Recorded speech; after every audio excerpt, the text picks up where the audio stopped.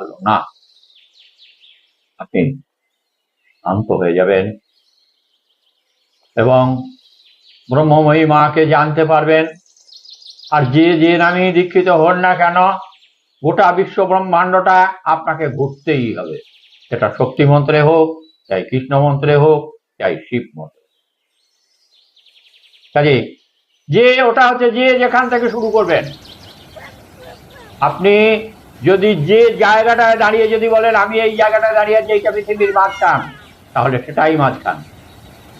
আপনার চারিদিকে একটা বৃত্ত পড়বে, হ্যাঁ, আপনি চোখটা মুজে দেখুন, তখনই আপনি বুঝতে পারবেন। আর এই বৃত্তটা আপনাকে বুঝতেই, তবেই তো আপনি মহাপুরুষ, তবেই তো আপনি জ্ঞানী, তবেই তো আপনি যোগী। আর এই বৃত্তের মাঝখানে যা আছে সমস্তটাকে জেনে বুঝে জানবেন।